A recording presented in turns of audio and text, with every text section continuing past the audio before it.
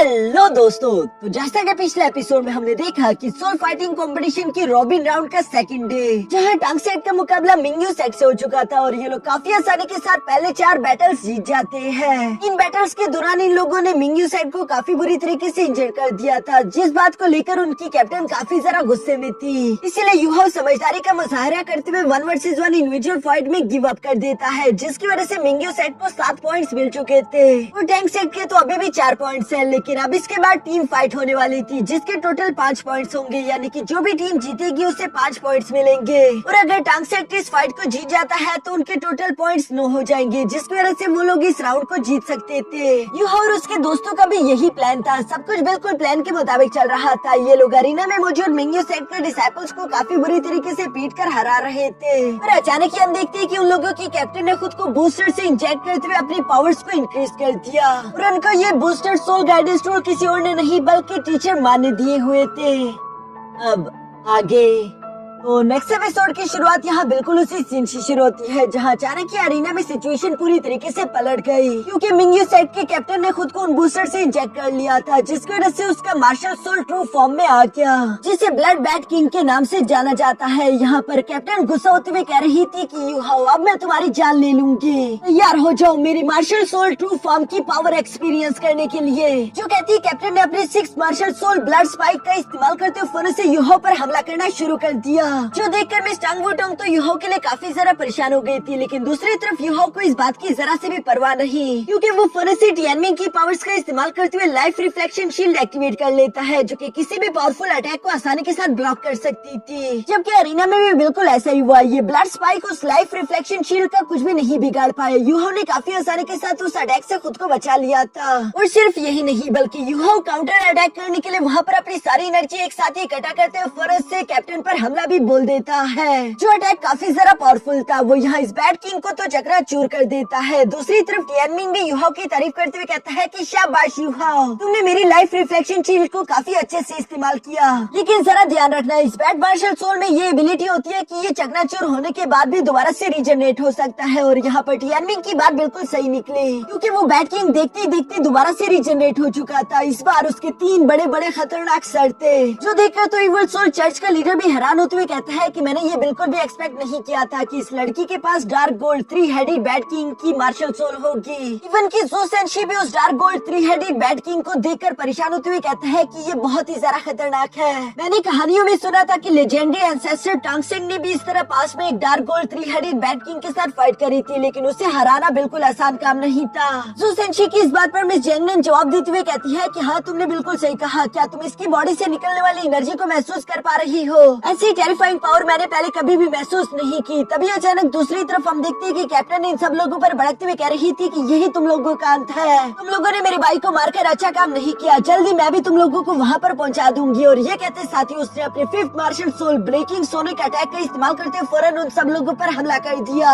ये sonic waves काफी ज्यादा डेंजरस थे, जिसकी वजह से कोई भी खुद पर काबू नहीं कर पा रहा। ज़ू सेंशी उससे कहता है कि अरे यार शांत हो जाओ, तुम्हारा भाई अभी तक मरा नहीं है, वो अभी भी जिंदा है। लेकिन दूसरी तरफ कैप्टन तो यहाँ इन सब लोगों को इस तरह से तकलीफ में तड़पता हुआ देखकर काफी ज्यादा खुश हो रही थी। वो यूं ही इमर्स की तरह हंसती रही। ज़्याओ सिचुएशन को देखकर परेशान होती हुई कहती है कि सिर्फ एक ही लड़की हम सब पर भारी कैसे पड़ सकती है? ये तो बिल्कुल भी अच्छी बात नहीं है। यहाँ कोई भी खुद पर कंट्रोल नहीं कर पा रहा था। इवन की मिस टांग वुडोंग की भी हालत काफी ज्यादा खराब थी। पर तभी अचानक हमें देखने को मिलता है कि यूहाओ ने यहाँ पर मिस टांग वुडोंग का हाथ पकड़ लिया, क्योंकि यूहाओ इकलौता यहाँ पर एक ऐसा वॉरियर है जिसकी मेंटल स्ट्रेंथ काफी ज्यादा पावरफुल थी। 1 मिलियन सोल रिंग की होने की वजह से उस पर ये मामूली सोनिक अटैक असर नहीं करने वाला था। और चूंकि उसने मिस टांग वुडोंग का हाथ पकड़ लिया, तो दूसरी तरफ मिस टांग वुडोंग पर भी अभी सोनिक अटैक का ज्यादा असर नहीं हो रहा। वो भी वापस से अपने सेंसेस में आ चुकी थी, जहाँ यूहाओ से इशारा करते हुए बताता है कि चलो अब हमारी बारी। जो कहती इन दोनों ने मिलकर अपने 3rd martial soul fusion skill को एक्टिवेट करना शुरू कर दिया, जिसे ice frost solo dance technique के नाम से भी जाना जाता है। इस फ्यूजन स्किल के दौरान यहाँ यूहाओ और मिस टांग वुडोंग दोनों की बॉडी एक दूसरे के साथ कंबाइन हो चुकी थी, जिसकी वजह से हमें एक बहुत बहुत ही सारा खूबसूरत लाइट गॉडेस बटरफ्लाई देखने को मिलती है, जिसमें यूहो की एक्सट्रीम आइस एबिलिटी और दूसरी तरफ मिस टांग वुटोंग की लाइट एबिलिटीज थी, जिसे देखकर तो वहाँ पर मौजूद सब लोग ही काफी ज्यादा हैरान हो गए थे। दूसरी तरफ हम देखते हैं कि उस बटरफ्लाई गॉडेस ने फौरन से अपनी लाइट रेनबो गार्ड टेक्निक का इस्तेमाल करते हुए यहाँ उस कैप्टन पर हमला बोल दिया। यहाँ ये टेक्निक काफी ज्यादा पावरफुल थी, जिसे रोकने के लिए कैप्टन ने अपनी पूरी कोशिश करी, लेकिन वो इसमें नाकामयाब हो जाती है और इसी वजह से हम देखते हैं कि वो अपना डार्क गोल्डन 3-हेडेड बैट किंग वाला फॉर्म खोकर वापस से गिरकर बेहोश हो गए। पीछे मातो यहाँ पर इन दोनों का ये फ्यूजन स्किल देखकर काफी ज्यादा गुस्सा हो रहे थे। वो याद करते हुए कहते हैं कि पिछली बार भी यूहो और मिस टांग वुटोंग दोनों ने मिलकर इसी फ्यूजन स्किल का इस्तेमाल किया था, जिसकी वजह से लोग होंगचिन और मिस मैंग को हराकर जीत पाए थे। दूसरी तरफ हम देखते हैं कि रेफरी भी ये सारा नजारा अपनी आंखों से देखकर फौरन से यहाँ यूहो और उसकी टीम को विनर डिक्लेयर कर देता है, क्योंकि मैंग सेट पूरी तरीके से टीम बैटल हार चुका और अब टांग सेट के 9 पॉइंट्स हो चुके थे। 9 पॉइंट्स होने की वजह से ये लोग इस पूरे के पूरे बैटल को ही जीत चुके, जो देखकर वहाँ पर मौजूद ऑडियंस तो काफी ज्यादा खुश हो जाती है, लेकिन क्राउन प्रिंस को बहुत ही ज्यादा गुस्सा आ रहा था। इसी गुस्से के साथ वो वहाँ से रवाना हो गए, जबकि दूसरी तरफ इविल सोल चर्च का मास्टर भी ये सब देखकर अपने मन में कहते हैं कि ये लड़का तो वाकई में काफी सारा इंटरेस्टिंग है।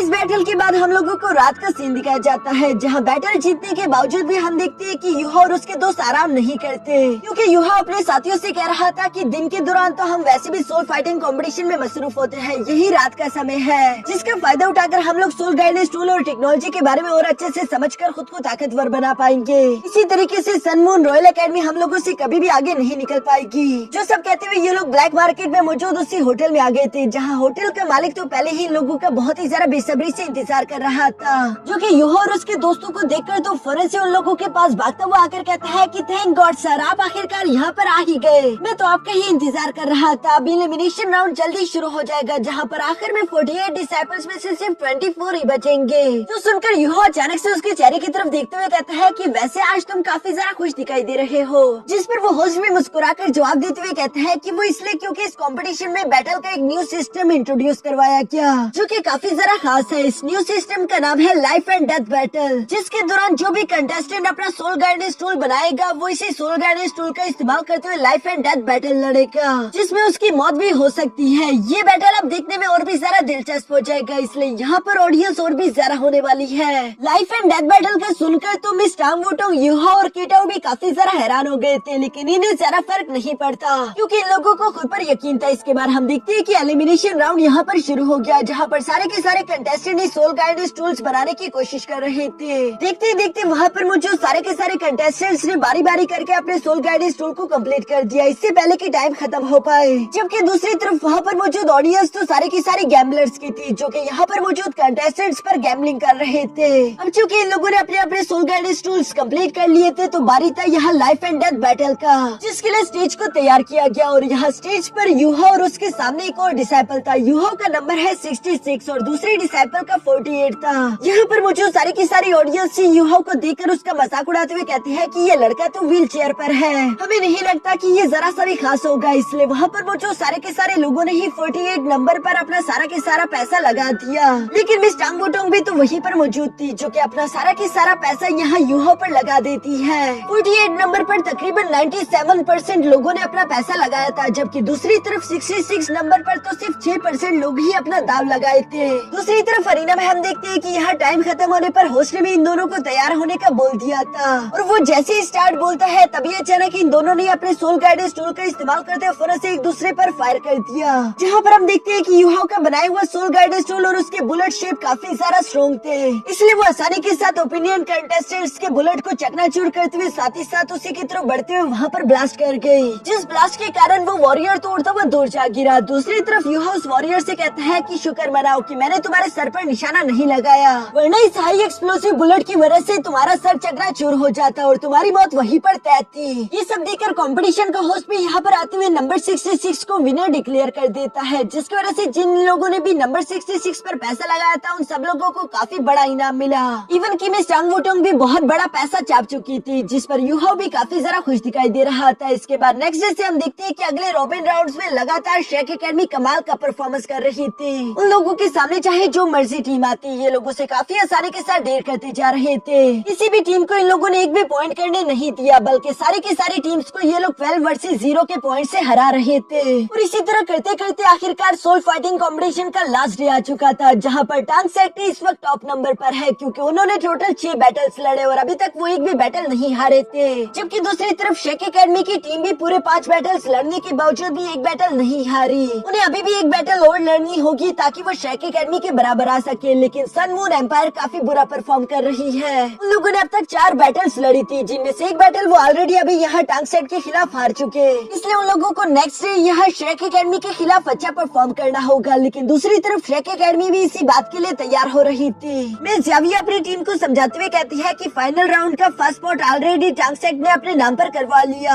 अब कल के बैटल के दौरान हम लोगों को भी सन मून रॉयल एकेडमी को हराना होगा ताकि सेकंड स्पॉट हमारा हो जाए। जिस पर नेंगटियान एप्पल खाते हुए काफी सारा शांत रहकर मिस यावी को जवाब देते हुए कहता है कि अगर कल की फाइट को हम लोग सन मून रॉयल एम्पायर के खिलाफ हार भी जाए तब भी हम लोग आसानी के साथ फाइनल में पहुंच सकते हैं क्योंकि ऑलरेडी हम लोग 5 बैटल्स को जीत चुके। जिस पर मिस वांग काइनीर उसे जवाब देते हुए कहती है कि नहीं, ये बिल्कुल भी सच नहीं। अगर कल की फाइट हम लोग सन मून रॉयल एकेडमी के खिलाफ हार गए तो उसके बाद हम लोगों का मुकाबला टांग सेट से होगा और टांग सेट को हराना काफी ज्यादा डिफिकल्ट है, यानी कि उसके बाद हम लोगों के लिए मुश्किलें काफी ज्यादा बढ़ जाएगी, इसलिए यही हमारा आखिरी मौका है। दूसरी तरफ सन मून रॉयल एकेडमी भी इसी बात को लेकर परेशान थी क्योंकि अगर कल के दिन वो लोग शेक एकेडमी को ना हरा पाए तो वो लोग वैसे ही एलिमिनेट हो जाएंगे। इसलिए टी शर्मा इन लोगों को कहते हैं कि कल के दिन तुम लोगों को अपनी पूरी जी जान लगानी होगी। दूसरी तरफ शेक एकेडमी की मिस जावी यहाँ पर अपनी टीम को अच्छे से प्लान समझाना शुरू कर देती है, जहाँ पूरी रात प्लानिंग करने के बाद अब मिस जावी अपने डिसाइपल से कहती है कि चलो जाकर आराम कर लो क्योंकि कल का दिन काफी ज्यादा इम्पोर्टेंट होगा। मिस जावी की बात सुनकर सारे के सारे डिसाइपल्स ही अपने अपने रूम की तरफ जाने लगे। मिस वांग काइनीर भी रूम से बाहर निकलने के बाद अपने मन में यही सोच रही थी कि मुझे शेक एकेडमी की ग्लोरी बचाने के लिए कुछ भी करना होगा। हजारों साल से लगातार हर बार शेक एकेडमी ही सोल फाइटिंग कंपटीशन को जीतती आ रही है, इसलिए यूहो मुझे माफ कर देना, चाहे जो मर्जी हो जाए मैं किसी भी हाल में इस लेगेसी को खराब होने नहीं दूंगी। जहाँ वो ये सब कह ही रही थी तभी अचानक साइड पर उसकी नजर यूहो पर पड़ जाती है, जो कि खुद भी रूम से बाहर आकर यहाँ चांद की तरफ ही देख रहा था। मिस वांग काइनीर वहाँ से जाना चाहती थी, लेकिन साथ ही साथ उसने कई वक्त से यूहो से बात भी नहीं करी। वो यूहो से बात भी करना चाहती है लेकिन फिलहाल ये सही वक्त नहीं, इसलिए वो खुद के दिल पर काबू रखते हुए वहाँ से चली गई। इसके बाद हम लोगों को नेक्स्ट डे कंपटीशन वाला दिन दिखाया गया, जहाँ पर आज के दिन शेक एकेडमी और सन मून रॉयल एकेडमी के दरमियान फाइट होगी। ये फाइट किसी सेमीफाइनल से कम नहीं। सब लोग इस फाइट को देखने के लिए काफी ज्यादा एक्साइटेड थे क्योंकि यही फाइट डिसाइड करेगी कि इन दोनों टीम्स का आगे चलकर क्या होगा। यहाँ ये दोनों ही टीम्स धीरे धीरे करके अरीना की तरफ बढ़ रही थी। सारी की सारी ऑडियंस भी यहाँ पर इन लोगों के लिए चेयर कर रही है, लेकिन दूसरी तरफ यूहो यहाँ पर अपने साथियों से कहता है कि इस बार इस फाइट में सन मून रॉयल एकेडमी जरा सा भी होल्ड बैक नहीं करने वाली, बल्कि वो पूरी जी जान लगा देगी क्योंकि उन लोगों के पॉइंट्स पहले ही शेक एकेडमी से कम है। अगर उन लोगों को इस कंपटीशन में टिकना है तो उन्हें किसी भी हाल में शेक एकेडमी को हराना होगा। यहाँ वो भी ये सब कह ही रहा था तभी अचानक इन लोगों की नजर यहाँ सन मून रॉयल एकेडमी की टीम पर पड़ जाती है, जिसमें कई सारे न्यू चेहरे देखने को मिले। यह सन मून रॉयल एकेडमी में न्यू मेंबर्स को देखकर तो सब लोग काफी ज्यादा हैरान हो गए थे, लेकिन यूहो अपने मन में कह रहा था कि पता नहीं आखिर सन मून रॉयल एकेडमी करना क्या चाहता है। मुझे लगता है कि वो लोग अपनी रियल स्ट्रेंथ को छुपाने की कोशिश कर रहे हैं। जरूर इन लोगों के पास कुछ न कुछ खास एबिलिटीज होगी। दूसरी तरफ कंपटीशन का रेफरी भी यहाँ पर सब लोगों के सामने अनाउंसमेंट करते हुए कहता है कि आज की ये battle sun moon royal academy versus शेक एकेडमी की होगी, जिसमें सबसे पहले इंडिविजुअल एलिमिनेशन मैच होगा। इसलिए दोनों ही टीम्स अपने एक एक वॉरियर को अरीना की तरफ भेज दी, जहाँ पर हम देखते हैं कि शेक एकेडमी की तरफ से तो वांग काइनीर अरीना की तरफ बढ़ने लगी, जबकि दूसरी तरफ सन मून रॉयल एकेडमी को रिप्रेजेंट करने के लिए उन्हीं का एक डिसाइपल कैंग जियान यहाँ अरीना में पहुँच गया था। दोनों ही एकेडमीज के वॉरियर के अरीना पर आने के बाद हम देखते हैं कि दूसरी तरफ चीफ रेफरी ने भी फौरन से इस फर्स्ट मैच की शुरुआत कर दी थी, जो सुनकर तो कैंगजी सबसे पहले खुद को तैयार करते हुए फौरन से उसने अपने 3 स्केलेटन वॉरियर्स को तेजी के साथ मिस वांग काइनीर पर हमला करने के लिए आगे की तरफ भेज दिया। जो स्केलेटन वॉरियर्स ज्यादा मजबूत तो नहीं दिखाई दे रहे थे, इसलिए मिस वांग काइनीर काफी आसानी के साथ उनके हमलों से खुद को बचाते हुए यहाँ पर एक ही पंच का इस्तेमाल करते हुए उन्हें चकनाचूर कर देती है। जिसके बाद मिस वांग काइनीर ने खुद भी तेजी के साथ यहाँ कैंगजी की तरफ बढ़ते उस पर पंचेस की बरसात करना शुरू कर दी। कैंगजी को यहाँ पर कुछ पंचेस तो हिट कर गए थे, लेकिन बाकी को डॉज करते हुए कहता है कि नहीं नहीं, इतनी भी जल्दी ये खत्म नहीं होगा, क्योंकि उसके स्केलेटन वॉरियर दोबारा से रिजनरेट कर सकते थे, जो कि खुद को ठीक करते हुए तेजी के साथ वांग काइनीर पर पीछे से आकर हमला करना शुरू कर देते हैं। इन्हीं हमलों की वजह से मिस वांग काइनीर को फौरन से खुद को संभालते हुए वहीं पर अरीना में रुकना पड़ा, जबकि दूसरी तरफ कैंगजी ने पहले ही सेकंड प्लान तैयार करके रखा हुआ था। उसके हाथ में कुछ और स्मोक बॉम्ब्स थे, जिन्हें वो तेजी के साथ वांग काइनीर की तरफ थ्रो करते हुए ब्लास्ट कर देता है, जिसके अंदर से ब्लू कलर का स्मोक चारों तरफ अरीना में फैल गया। इसी ब्लू और स्मोक का इस्तेमाल करते हुए कैंगजी अपनी नेक्स्ट फाइटिंग पैटर्न को तैयार करना शुरू कर देता है, जहाँ पर हम देखते हैं कि वो खुद के स्केलेटन्स को लेकर तेजी के साथ उस स्मोक के अंदर गायब हो गया। जो करते ही कैंसी फौरन से यहाँ पर अपने सीक्रेट स्केलेटन रेल्म टेक्निक को भी एक्टिवेट कर लेता है, जिसकी वजह से स्मोक के अंदर अब कई सारे स्केलेटन वॉरियर्स आ चुके थे, जो कि लगातार मिस वांग काइनीर को बिना संभलने का मौका दिए हुए उस पर हमला करते जा रहे हैं। और सिर्फ यही नहीं बल्कि कैंसी भी उस पर अपने सोल गाइडेंस कैनन का इस्तेमाल करते हुए अटैक्स कर रहा था। इन सब चीजों की वजह से तो मिस वांग काइनीर की सटक चुकी थी और वो फौरन से अपने गोल्डन स्पीयर को यहाँ बाहर निकाल लेती है। जिस गोल्डन स्पीयर का प्रेशर ही काफी ज्यादा खतरनाक था, वो बाहर निकलते ही वहाँ पर मौजूद सारे के सारा ऑरा स्मोक और उस स्केलेटन्स को डिस्ट्रॉय करके हटा देता है। और सिर्फ यही नहीं बल्कि कैंसी जो कि पीछे हटने की कोशिश कर रहा था, मिस वांग काइनीर उसे भी नहीं बख्शती, बल्कि उसने फौरन से अपनी चेन्स का इस्तेमाल करते हुए यहाँ कैंसी को जकड़ लिया।